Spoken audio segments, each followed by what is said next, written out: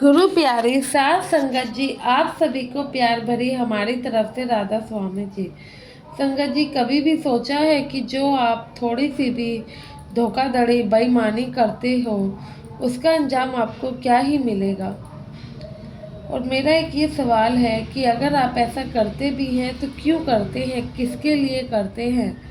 जब सतगुरु जी फरमाते हैं ये सब दुनियावी रिश्ते हैं, सब कुछ मोह माया का जाल है, फिर आखिर आप ये बेईमानी क्यों और किसके लिए करते हैं, एक बार ज़रा विचार करके सोचिएगा। संगत जी, संगत के अपने इस चैनल पर पहली बार आए हैं तो ऐसे ही साखियाँ सुनने के लिए चैनल को सब्सक्राइब अवश्य कर लें और कमेंट में राधा स्वामी भी ज़रूर लिखें जी। साथ संगत जी, ये साखी भी एक ऐसे ही सत्संगी भाई की है जो कि शुरू से ही सत्संगी था और सतगुरु जी के साथ जुड़ा हुआ था। यह वैसे तो बाबा जी की हर बात मानता था, नित्य नियम से सेवा करना, सत्संग जाना और अपनी कमाई का 10वां हिस्सा भी निकालना, हर चीज़ करता था। परमार्थ के रास्ते पर भी पूरी तरीके से चलता था।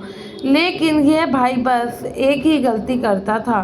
यह भाई का काम मिठाई का था। इनकी खुद की मिठाई की दुकान थी। यह भाई मिठाई में हमेशा ही मिलावट किया करता था, जिसकी वजह से इनके कर्म बनते ही जा रहे थे। इसके घर वालों ने भी इसे काफ़ी समझाया, बच्चे भी कहते थे, बीवी भी कहती थी कि आप ऐसे मत किया करें, आप चीज़ में मिलावट ना दिया करें। सतगुरु जो हमें दिया है थोड़ा कम ही सही, लेकिन हक हलाल की खाया करें। ज़्यादा मिलावट करने से क्यों हम किसके साथ बेईमानी करते हैं, हम गुरु को जाके क्या मुंह दिखाएंगे। लेकिन ये भाई हमेशा ही अपने परिवार वालों पे चिल्ला देता और चुप करा देता।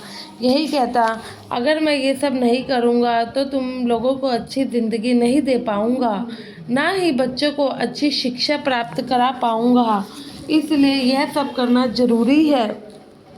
ऐसे ही करते करते कई साल बीत गए। उसका एक सत्संगी दोस्त भी था, उन्होंने भी इस भाई को इसी बारे में समझाया कि भाई ऐसा मत किया कर, क्यों तू अपने घर वालों या बच्चों के लिए कर्म बना रहा है। कल को जब तेरा समय आना है ना, तो किसी ने खड़ा नहीं होना है। लेकिन फिर वो भाई कहता कि कोई बात नहीं, अगर मेरे बच्चे कामयाब होंगे तो मेरे लिए इससे बढ़कर क्या ही है। देखो, मैं मिलावट नहीं करता तो क्या मैं इतना बड़ा घर बना पाता, बच्चों को अच्छा लाइफस्टाइल दे पाता। फिर वो भाई कहता है, चल सब कुछ छोड़, तू भजन सिमरन पर बैठता भी है या नहीं। बैठता है तो क्या गुरुजी तेरे को आके कहते नहीं हैं कि भाई ऐसा मत कर। तो वह कहता है, मैं अभी भजन सिमरन करता ही नहीं हूँ, जब क्योंकि मेरे पे उस सब चीज़ों का समय नहीं है। और भजन सिमरन के लिए तो पूरी ज़िंदगी पड़ी है, बुढ़ापे में आखिर करना ही क्या है, भजन सिमरन कर लेंगे। ऐसा वह भाई अपने दोस्त को भी हमेशा ही कह देता। करते करते कुछ समय और बीता। एक दिन अचानक इस भाई को हार्ट अटैक आ जाता है। जब इस भाई को हार्ट अटैक आता है तो पूरा परिवार इन्हें हॉस्पिटल लेकर जाता है।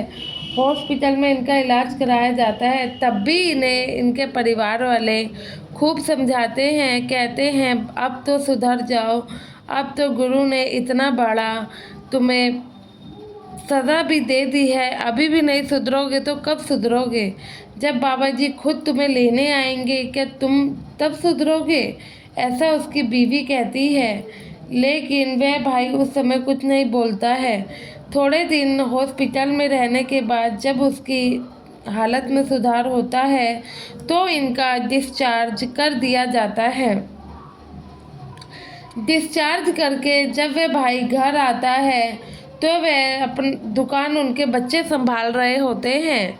और जब उनके बच्चे दुकान संभालते हैं तो वह अपने बच्चों को कहता है कि वहाँ पर ऐसे ऐसे काम करना।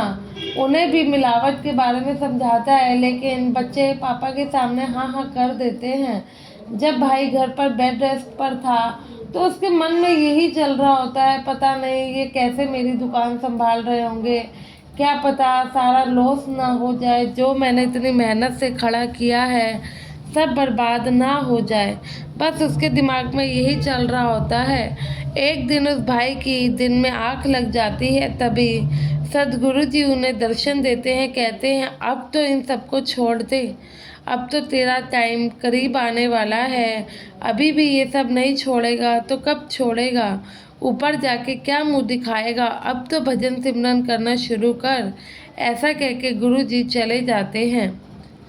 वह भाई एकदम से नींद से उठता है और अपनी दुकान पर जाने लगता है। जा नहीं पाता है, तबीयत अभी ठीक नहीं थी, तो अपने घर में से किसी का सहारा लेता है, दुकान पर जाता है। जाकर देखता है कि दुकान अच्छे से चल रही है, सब कुछ ठीक है और दुकान पे पहले से भी ज़्यादा कस्टमर है, जिसे देखकर वह खुश होता है। और घर आते हैं जब बच्चे, तो रात में उनसे पूछता है तुम उसी तरीके से काम कर रहे हो ना जैसे मैंने बताया था, देखा इसलिए हमारी दुकान पे इतने कस्टमर थे। अगर ऐसे ही करोगे तो बहुत तरक्की पाओगे। तो बच्चे कहते हैं नहीं पापा जी, हम ऐसा नहीं करते हैं, जो गुरु ने देना है अपने आप ही दे देना है। हम तो बस साफ दिल से, नेक दिल से काम करते हैं। ऊपर वाला बाकी देख रहा है, वह हमारी करने का फल हमें दे ही देगा। तो वह हैरान हो जाता है, जब मैं मिलावट करता था तब भी इतने कस्टमर नहीं थे, तुम मिलावट नहीं करते हो तब भी इतने कस्टमर है, तुम तब इतना ज़्यादा कैसे कमा रहे हो? तो वही बच्चे कहते हैं पापा अगर नेक रास्ते पर चलो ना तो गुरु भी हमारा साथ ज़रूर देते हैं। तब उसके पिता को थोड़ा बहुत दिल में लगता है। उनकी वाइफ भी उन्हें समझाती है कि अब तो आपका समय भी ऐसा हो गया है, आप देखो बाबा जी ने आपको सज़ा भी दे दी है, अब तो सुधरो, अब तो ये सब काम करना छोड़ो। आप सब कुछ करते हो, बस ये करके क्यों पूरा कर्म खराब कर रहे हो? भजन सिमरन में मन लगाओ। तो वह अचंभित होता है और सोचता है कि क्यों ना कहीं मेरे परिवार वाले मुझे सही कह रहे हैं। क्यों मैं इन सब चीज़ों में पड़ा हुआ हूँ? पता नहीं बाबा जी कब उठाकर ले जाए। मुझे भी अपने भजन सिमरन पर ही ध्यान देना चाहिए। तो वह भाई अब नित नियमित भजन सिमरन करने लगता है। नहीं होता है तो लेटे लेटे करता है। जब पूरा एनी टाइम वह भजन सिमरन करते ही रहता है, चाहे वह खाना खा रहा हो, चाहे वह लेटा हुआ हो। जितना भी टाइम था वह भाई ने भजन सिमरन में निकाला। अब उसका आखिरी समय आ ही गया, जब सद्गुरु जी खुद आते हैं और उन्हें अपने साथ ले जाते हैं। साथ संगत जी, इस साखी से हमें यह ही सीख मिलती है, कभी भी बेईमानी नहीं करनी चाहिए। क्यों करते हैं, किस लिए करते हैं, कभी खुद से पूछ के देखना। 1 रुपया भी हमारे साथ नहीं जाता है। अगर 1 रुपये हम आज किसी को देंगे ना, गुरु जी हमें खुद 2 रुपये देने का रास्ता बना ही जाते हैं। कहते हैं ना, नेकी व्यर्थ कभी नहीं जाती है। जो हम देंगे वह हमें ज़रूर मिलेगा। आशा है आप इन सब चीज़ों को समझेंगे, कभी भी किसी के साथ धोखाधड़ी, बेईमानी नहीं करेंगे। आखिर कुछ भी हमारे साथ नहीं जाता है, क्या ही फ़ायदा?